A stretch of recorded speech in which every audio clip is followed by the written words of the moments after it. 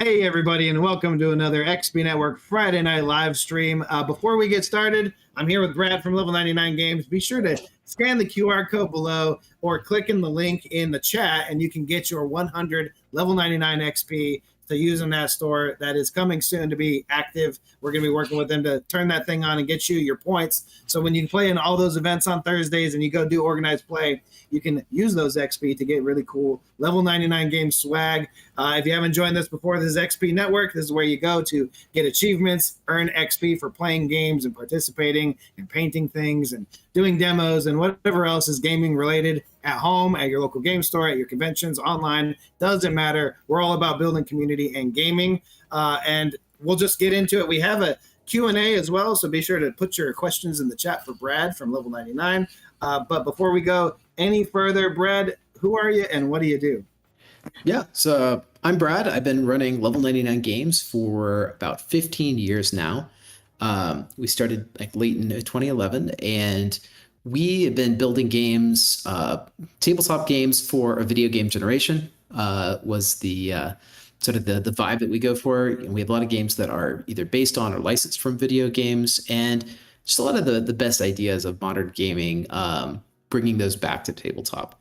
Something that I've been, I was always a video game and a board game kid, but mostly I'd like make my own board games because I couldn't program video games. So that was an outlet for creativity when I was a kid, and I kind of carried that forward and fell into a career doing it. So it's been really fun. I love making stuff. I love playing games with folks, and I love to make something cool that makes people happy. And so that's why I'm here. I know Brad for, I feel like ever, since probably both of us have been in the industry. We worked together a lot, co-publishing. If you haven't watched these before, we worked on quite a few crossover projects with Jasco Games, with Pixel Tactics, with UFS. We did Pixel, we did UFS, 2 UFS sets with us, Seventh Cross and Indians. We did a Red Horizon Exceed set. That was the first season of Exceed, which I still get requests for the characters and for. We're still talking about that. We gotta make. We're both really busy, but we got to make that happen. At some point, yeah. And then but yeah, it's been a cool trip. And I remember the first time he like drove through town and called me up and said like, "Hey, you make a fighting game, I make a fighting game. Let's get lunch." And that was the start. So that was where the legend all began between Level 99 and Jasco, and then just Brad and I's relationship. Brad's an awesome dude. If you haven't hung out with him before, he goes to a lot of conventions and stuff. Very passionate game designer, very good game designer. So you're not going to get like slap and stick crap when you play a Level 99 game. It's really, really thought out, great game design every single time. And I can say that, and we've play tested games that have come out, haven't come out, will come out together. I love your team too. It's a close knit but very passionate, awesome team. Shout outs to Marco as well for doing these events. And I was saying this before the stream. Marco's got like an awesome video voice. I like to listen to him explain games on YouTube and stuff. So, but yeah, we go pretty far back. And right now, you obviously have a lot of new stuff from those old days when we're old men in this industry. Yeah, it feels like it. But it's been a wild ride this year, and already a ton of stuff coming out. I'm in the middle of 3 fulfillment projects that are just finishing up, and I've already done like one more prior this year. So yeah, just nonstop. But we got a lot of cool stuff coming up. What's some of the new hotness for the fans watching? Yeah, so like what just came out, we just re-released our 2nd season of Exceed. So Exceed 7th Cross just came out in re-release, along with Dealer's Tarot, book of card games that you can play with tarot decks, and that Jason also helped me test a couple summers ago. Cool game. Then Bullet Cubed, the big storage box for our Bullet series, which is a real-time puzzle action game. So if you're a fan of like Puzzle Fighter or those kind of like versus falling block battle type games, this is the one to play. Like it's anyway, super cool adaptation. I'm not designer of that one, so I can say it's really fun and I love it. But there you go. Yeah. So and then lots more stuff coming up too. Let's see, we've got Bullet, the 2 new expansions for Bullet coming up. So 8 new characters, 8 new bosses. That's coming at the end of June. It's called Bullet Galaxy. I think Shane has the link.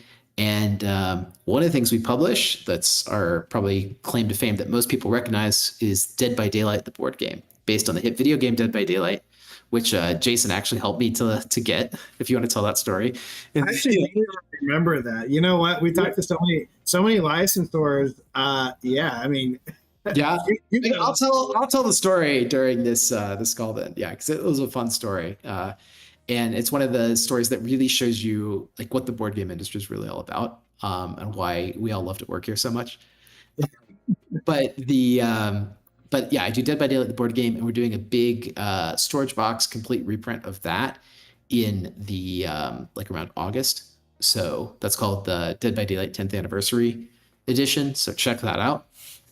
And yeah, those are the big things we got coming up. I'm doing a miniatures game this year, finally. That's called Wardens, and you can check that out. But that's going to be happening later in the year, like probably like November, December-ish. Have I seen that yet? Was that one at Gamma that you're like?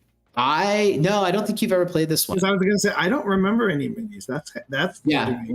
No, it's it's been a long ride. We're probably going to do it with like acrylic standees and 3D printing STLs. Rather than just releasing a big box of minis, because the minis are like 3 inches tall, like they're big, you know, they're kind of like not so minis, you know, they're like amiibo scale. But yeah, Warden's super cool. We actually have a tournament for that ongoing, which I think we are doing with XP, or at least like it's, you know, or will be soon, but it's like a weekly Warden's tournament that you can participate in. So yeah, awesome stuff. Well, I'm really curious. So remind me what happened with Dead by Daylight, because like obviously I think even today I talk to licensors all the time to help out publishers, because like I'm very much about being Switzerland and neutral and just building this community. So I don't see there's nothing in it for me other than cool stuff can happen. But what happened with Dead by Daylight? Okay, so to remind you, you'll probably remember this halfway through. I had gotten into Dead by Daylight. My team had gotten into Dead by Daylight. We were all playing it. So I designed a board game, and I was playing the board game. We thought we'd just do like an off-brand, you know, like, oh, it's a one versus many survival game. But we said, well, why don't we just email Behavior and see what happens? And so we emailed them, and they're like, oh, that's cool. We're interested in a board game, but we are talking to another publisher right now that is trying to do a board game too. And then, and I said, okay, well, you know, like, let me know. I'm ready. I have a game and I'm ready to play it. And then a couple, like, I guess days or weeks later, Jason emails me and he's like, hey, Brad, I saw that your status on Steam is that you've been playing Dead by Daylight a lot lately. Would you like to design a Dead by Daylight game for me? And I was like, oh, you're the other guy. You're the other person that they're talking to. And I was like, yes, indeed, I do have a Dead by Daylight board game. And I can sell it to Behavior directly, or I can sell it to you. Whatever. And you went back to Behavior, and you were like, "No, Brad's cool. Just work with them directly. Don't worry." And so like kind of vouched for us instead of bidding against us on the game that we were doing, which was a really cool moment when I guess I'd say like and like you can't imagine this happening in any other industry, right? Where the video game industry would have just murdered everyone, like business murder, but still it would be cutthroat for sure. Yeah, but we find out we're working on we're bidding, basically like trying to get the same contract, and one of us says no, go for that guy because they're cool. It's pretty neat, but it's a small world, and you get to know everybody and you get to see everybody, and like everybody that works in board games is here because they love it and it's cool. Yeah. That's what I was telling Brad. I was like, man, which licensing conversation was this? Because I worked with Disney, Fox, Paramount, Warner Brothers, we've had joint conversations with Capcom and with other licensors as well before too. And then, all the video game companies, probably all the anime companies, I would say probably all of them, unless they're really indie. And if I didn't know I could fit it into a pipeline or make it myself, where it wasn't going to be like I'm passionate enough about this game to do it exactly right, I would just give it to someone who would. And I'd be like, hey, I'd call up a lot of friends. You saw a lot of crossover, especially with Level 99. We did Street Fighter, Mega Man. We did did we do Soul Calibur? We talked about it. We talked about Soul Calibur, and we talked about I mean, we talked about a lot of things. We always still do. So yeah, there's always a lot of talk. But we did get to do some real cool collabs. We did like I said, Mega Man Pixel Tactics. We did Street Fighter Exceed.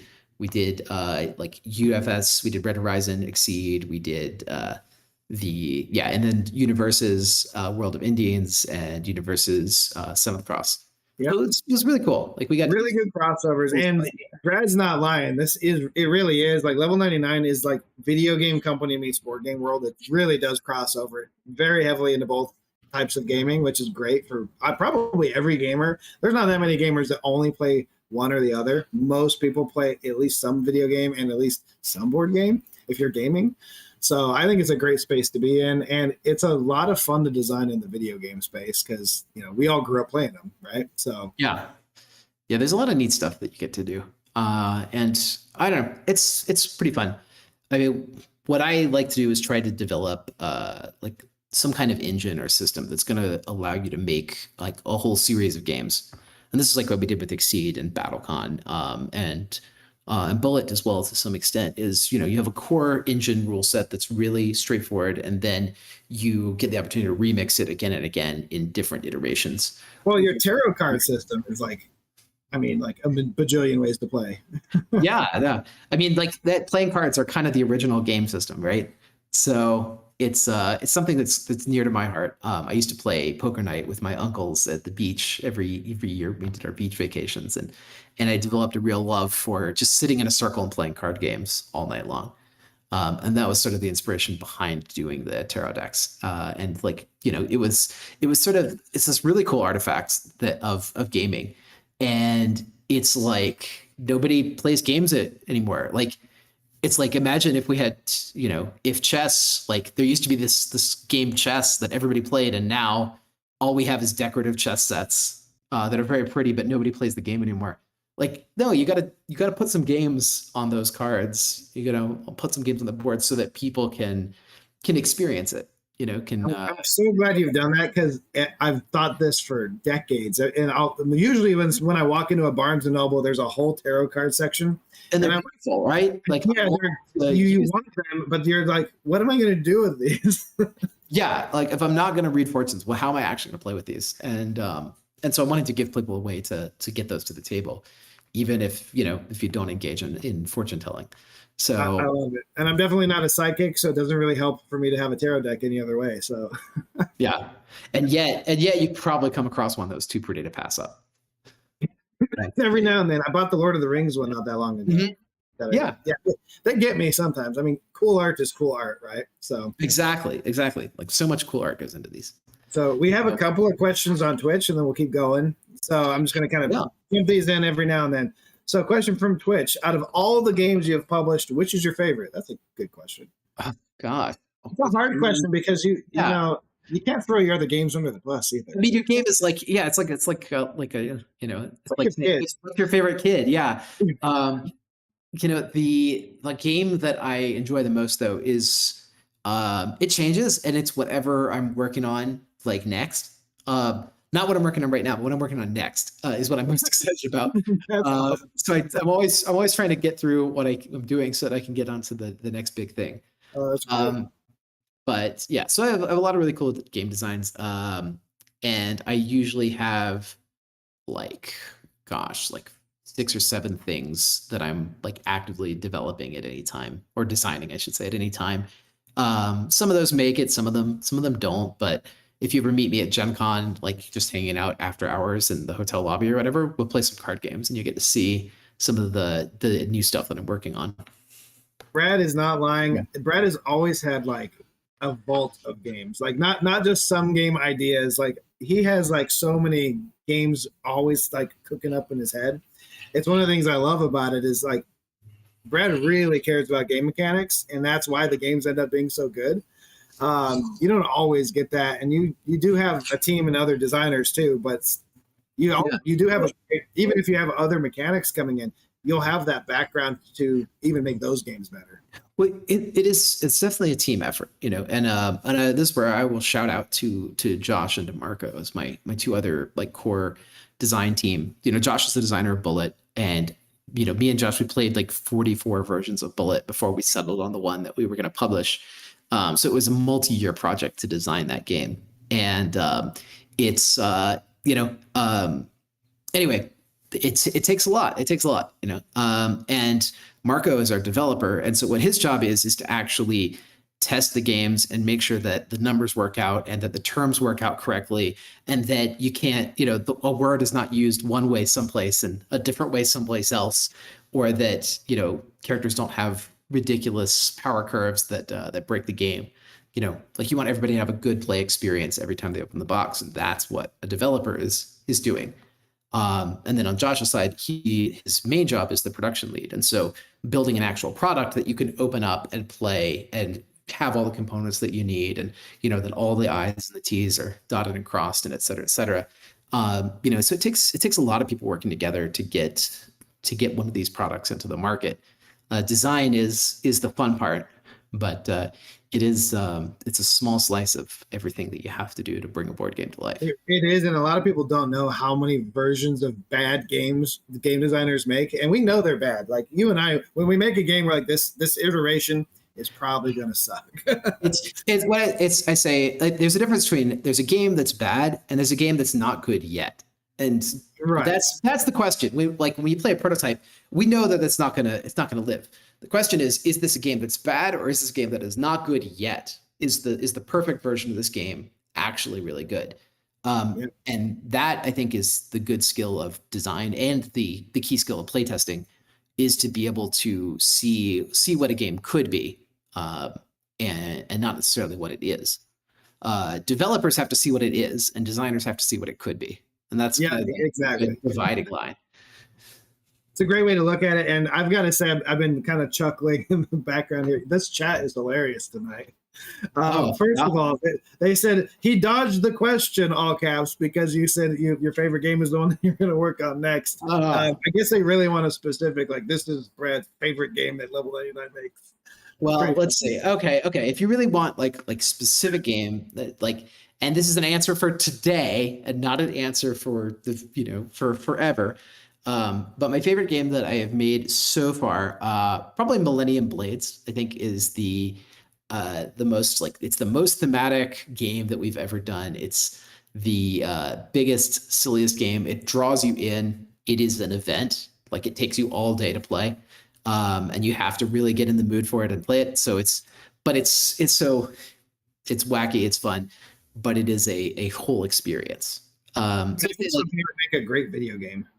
Yeah, I think it would too. But I think it's the one that most people, after they play it, they can't forget it. Oh, so. Yeah, for sure. I remember the year it came out, like, it was a hit. Like, people everyone was talking about it, especially that Gen Con. I'm like, Brad, you did it. You did it. You got the thing that everyone's talking about at Gen Con. If you've played Millennium Blades, like, there's nothing else quite like it. So. Absolutely fact. So if you haven't played it, go get one. They're kind of hard to get now, right? Or did you finally get we did. We brought it back in print. It's a big game. It's $100 game. Like, so it's like Twilight Imperium size, and it's got 3 expansions. And one of them is sold out, but the other 2 you can get. So most of the content is available now. Hopefully we'll bring the first expansion back in the near future, but there you go. Inventory management is tough. It is. Yeah. Well, especially when you hit, nobody knows you're going to make a hit, right? Like, when you're making a game, you're like, well, how many do I make? 10,000? Like, you're guessing a lot as a publisher. Yeah. We're like, we think it's good. We think we've talked to a lot of people. They tell us it's good. They could be lying to us. So we're making all these like projections, right? And then when you do hit a hit, like Millennium Blades or Buffy the Vampire Slayer for us was like that. It was like, I think we did like 7, 8, or 9 print runs. I don't even remember. And an expansion. And it was like, well, we had no idea it was going to sell that many. And it's like, how were we supposed to know? Yeah. So you got to keep making it. And that trouble is you can't ever print less. So if you're always wondering, well, is this going to be the one where people, well, to my imposter syndrome, is this going to be the one where people decide they don't like it anymore? They decide that I'm a fraud? No. This whole time, Brad, all those games were bad, and we just didn't know it. No, that was the one that's doing really well for us right now is Spooktacular, and this is like our hot game of the year. We released it at Gen Con last year, and we're now on like starting the 5th print run. It's crazy. I really like that game, by the way. Like, Like we played that a little bit at Gamma. That was the first time I ever played it, and I really, in fact, you just reminded me. I'm gonna order that for here to play with the family. okay. Because that is an awesome game Yeah. for everybody. It's we're doing the expansion in October this year. Good timing. Expansion, and we've got some cool stuff for the expansion. We're doing a like those player boards, and you have your monster that's a player board. So what we did is we did a Spooktacular double feature, and it's a second board for every monster that just changes the way that they play. And so we're going to double the content of the game and add 10 more monsters on top of that in the new in the next upcoming stuff. So anyway, I love the way you laid it out, that everything is like a movie poster, like typical horror movie monster poster character, right? Like it's and the mechanics match them perfectly. I love it. Yeah, it was a great fun game to do the thematics for. It's got a soundtrack. Like the soundtrack for Spooktacular is actually super cool. Like we talked about that too. So I have a contact that's doing completely eco-friendly green record labels for games, like like limited run records that are, and even the paper that comes in the record is like seed paper that you can plant. Interesting. So when any of the throwawayable part of the record goes into the ground, it's pretty cool, because I didn't know this, but my brother's a record collector, and I guess they're really bad for the environment normally. I had no idea. Well, we do press vinyls for the for Bullet. We have like 3 or 4 now Bullet soundtracks, because all of the characters have their own original themes. Well, let me connect you to my buddy, because it's just a cool way to do a limited run. Maybe we'll do a drop for it. Maybe we can partner on it. That would be super. There's so many more questions here. I wonder how long Garrett Kiley says Spooktacular is great. I remember playing that with him in Gamma too, or at least watching him play. Let's see. WoW was there? Oh, from Twitch. WoW, was there a crossover that you both really wanted to work on but never happened? Probably. I mean, I think we really wanted to do we had a big Mega Man board game. We had an awesome Mega Man board game, and it was fully designed and ready to go. But the I think that was like right around the time that Universes that you were getting out of that, and then the new owners fully went into the card game, and so we didn't get to publish the. It was ready to go. It was like almost like launchable, good and a great game. The minis for this were so cool. They were super cool. That's cool. I wish this came out. One day we're gonna have to convince Capcom. Well, we just have to talk to Capcom again. Yeah, like that's like, they've been harder for, like, I guess ever since I got out of publishing. Like they just don't want to talk to me. It's I feel like I'm really good friends to Noriko. Noriko, come on over there at Capcom. Come on. You want to make cool games. We know the Capcom license are peeking in on our stream right now. So yeah, come on, Capcom, you know it. So this is Twitch, you're watching. But this is a fun chat though. What challenges do you face to reprint past licensed games like BlazBlue, for example? That's a pretty good question. Yeah, it is complicated. It is. I mean, we have to, really, it depends on renewal. Like BlazBlue is nice because it's with Arc System Works, and so when you get like the Arc System Works license, you can bundle like Guilty Gear and BlazBlue and Under Night together, and that's one reason we were able to keep it in place for so long. So hopefully we'll get to do more Guilty Gear in the near future, because one of our most requested sets is to do the remaining 12 characters from Guilty Gear that have come out. So I hope we get to do more Guilty Gear, and if we get that, we probably will get to do BlazBlue again. So and I could do the rest of the BlazBlue cast, which would be super fun, because that is a huge cast, and we only got to do like half of it in the first run. So it's cool. I think really, like Jay said, it's about maintaining relationships with the licensors, and like it is, it's really a challenge, mostly because these things are a revolving door, and a license, after you've run it once, they really want to move it to somebody else and get a new product out. So I think we got really lucky with Dead by Daylight, because when we approached them, we said, we've got a 5-year project, and we're not going to do the Elden Ring board game or the Bloodborne board game where we just make 30 expansions and we sell a $500 package on day one. we want to release an economical game that's priced to be bought, played, and it's like reliably 45 minutes and you can play it. And then we'll do an expansion next year, and an expansion next year, and an expansion next year, and keep it relevant for 5 years instead of just, like maximum extraction, which is what a lot of the video game board games do, is just maximize extraction. There's good reason and then let it go out of print. Yeah, like Brad said, most of these licensing agreements, just a little bit behind the curtain, are a 3-year deal. It's the most standard licensing agreement, and it doesn't mean you can never work with them again, but it typically means you need to have a new contract. It's not going to automatically renew. It's going to cost you more money. They have a thing called a minimum guarantee, and that means you're promising quite a bit of money up front that I'm going to make this and sell it, so it's worth their time. Mm-hmm. Makes sense that they have those. But a 5-year deal is not unheard of either. It's just they trust you a little bit more. You have a better vision for their IP, intellectual property, and you're going to do something that they really want to see for their brand. And with Dead by Daylight, best I've ever seen.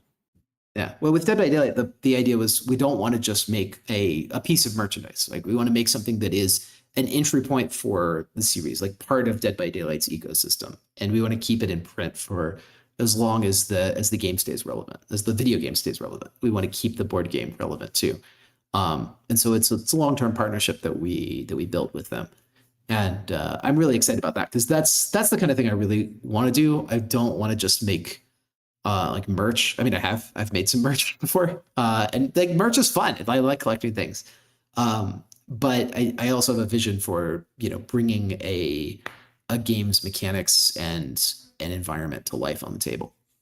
So, so I want to do that. Yeah, and this just one more thing on licensing, because this kind of explains why you would see either Brad or Jasko back in the day, why there's so many IPs kind of rotating through certain types of game mechanics, like Exceed or like UFS, then Universes, or even what was supposed to be the UTS game for the miniatures for Street Fighter that were going to go into Mega Man and be cross-compatible into My Hero, all that stuff. It's because of these 3-year terms, because even if we have a great relationship with any licensing partner, they may not work there in 2 years. You might just get a completely refresh on the licensing people, or I'd say that's usually the case. There's a lot rare for somebody to be in, like, to end with the same licensing manager you have at the start of a contract. And also, I'd say that with 3-year contracts, it takes us about 22 months. If I have a game fully ready to go and I'm like, all right, guys, let's start working, it's about 22 months to press, which means that if you're doing a licensed game and you got a 3-year term, you better have the game designed on day 0 when the clock starts, because you've got to get it to market and sell the run by the end of that term. Yep. Yeah, they don't get, sometimes they'll give you a little bit of extra, or they'll give you a sell-off period, but it is a race. It is total, and you're kind of at the mercy of approvals too. If you have a licensor that's very strict on this art needs to be changed 800 times, like Mortal Kombat was one that, like, yeah, I remember you telling me the story where you just flew, like, they weren't doing the approval quick enough for you, and you just flew out to Warner Brothers offices and showed up at their front door and was like, all right, guys, we're going to do this approval today. Yeah, we sat there in a meeting and we're like, okay, here's the art. We're going through it right now. This needs to be approved. We have too much art for Mortal Kombat for all this stuff. And that was another thing that was going to be in the UTS system. Oh man, so many cool minis that never got to live. And we had them designed and everything, approved mostly.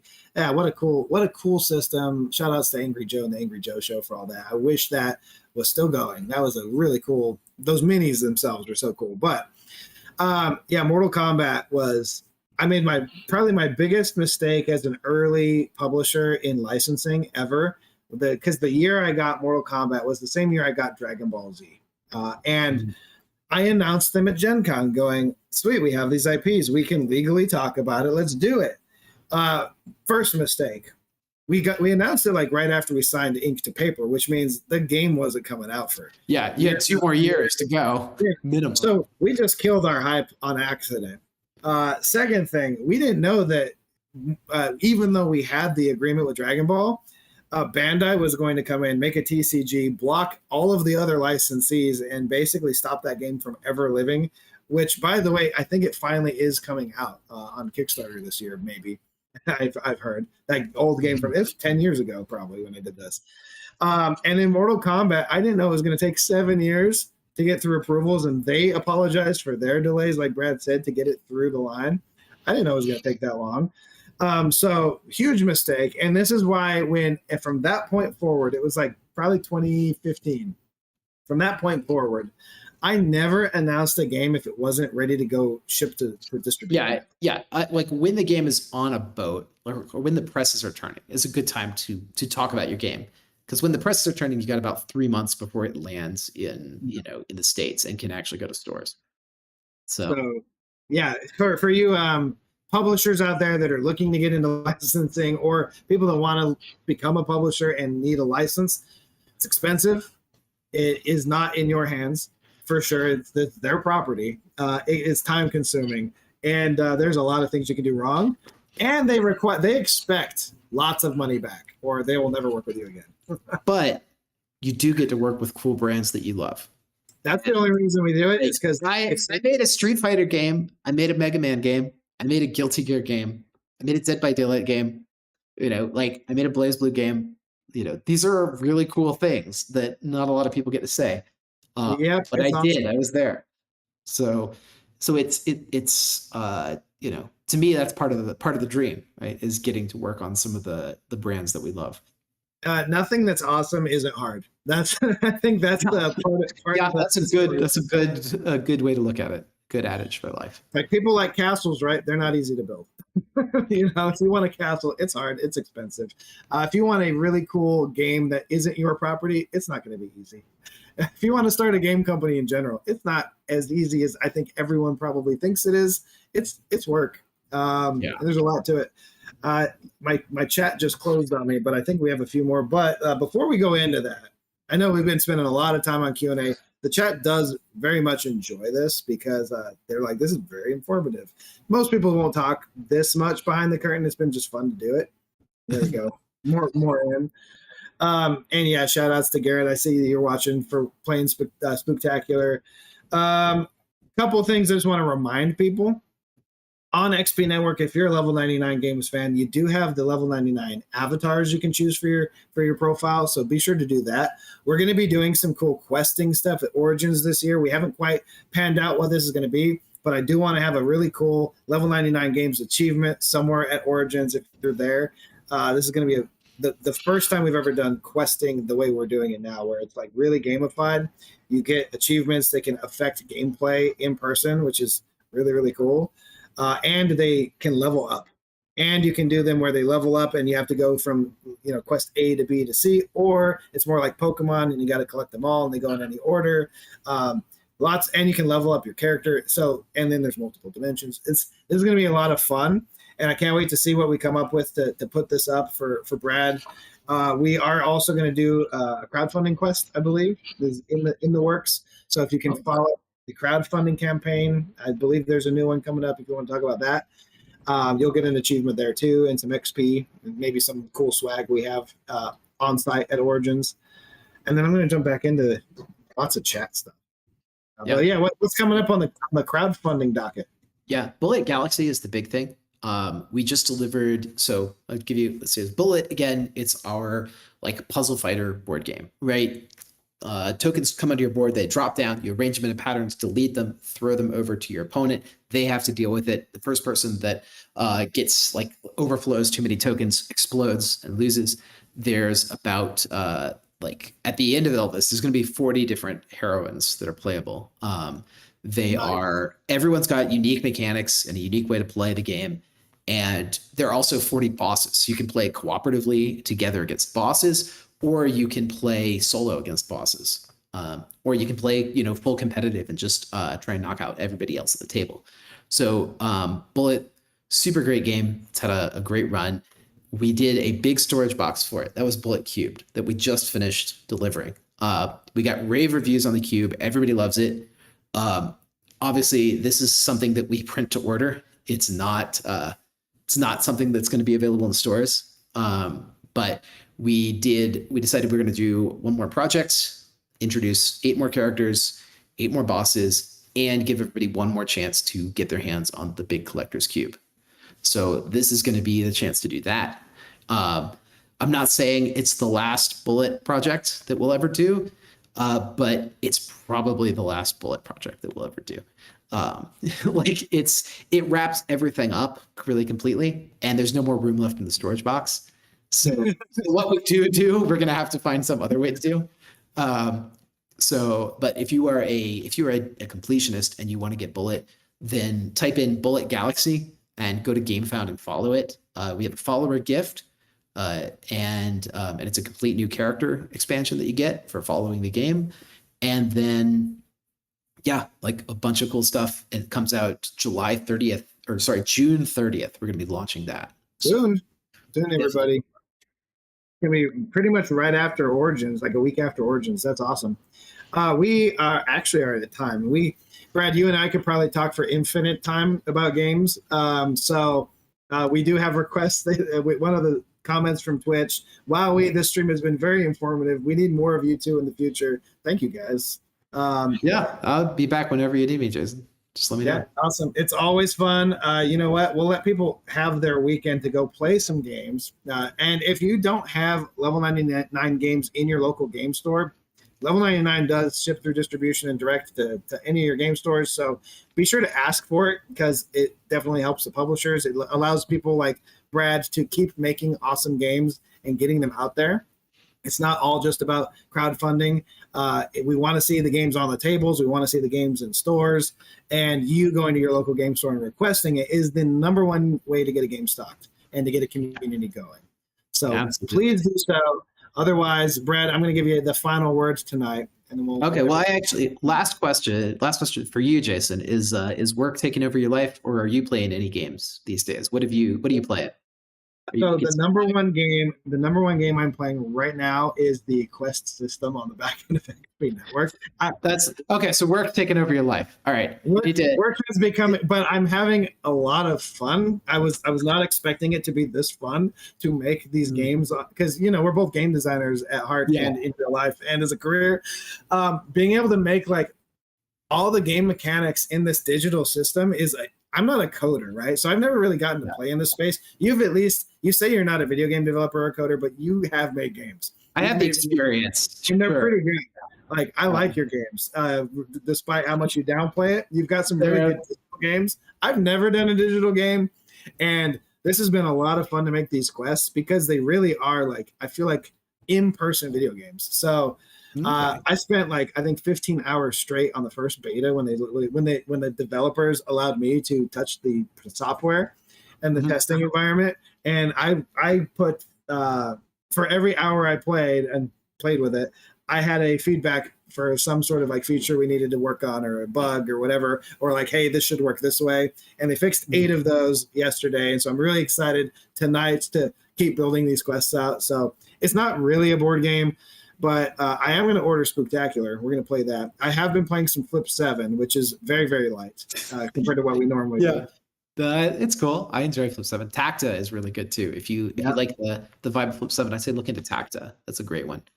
We got to play a great game of Tacta at KublaCon. I had a good time with that. And puzzle games are probably my favorite kind of game. Puzzle games and fighting games are like my top, and I still like strategy games as well, but I haven't had time. I really want to play like, I don't know, a StarCraft or a Warcraft again one day, or some sort of. You gotta try Hyperfight 2. Hyperfight 2? You always give me really good demo. They got a demo out right now, and it's like it's super chunky. It feels like a Game Boy Fighter, but it's like, and you get like 5 hit points, and you win a lot of matches just by ringing out the opponent. It's kind of like Nidhogg plus 2. If you've played Nidhogg before, or it reminds me of Bushido Blade, the way you're describing it. Yeah, or like Stick Fight. It's like that. It's plus 2. Really great game. I'm loving that. I'm looking forward to the full version of that coming out. Recently, I played a game called Librarian, where you have to clean up a library, and all the books are on the floor in the library, and they're just all scattered around. You just have to figure out how to put them on the right shelves. Who came up with that game design? They had to be great. There had to be. It's silly, but it's fun. It's relaxing. I enjoyed it a lot. So yeah, that's what I've been up to recently. Well, Brad, I appreciate the final question. I definitely need to play more games, but I did recently have my daughter. She's only 5 months old, so there's family time, lots of work, Mhm. and a little bit of gaming. A little bit of gaming. Those are special times. Yeah, enjoy. Having a lot of fun. Having a lot of fun. Going to conventions, those are fun too. So Yeah. Well, cool. Well, Jason, it's been always great to talk to you. I'll be yeah, back you too, Brad. whenever the fans want me back. So just We'll love to have you again soon. All right, everybody, have a great weekend. all right. Good night and happy game.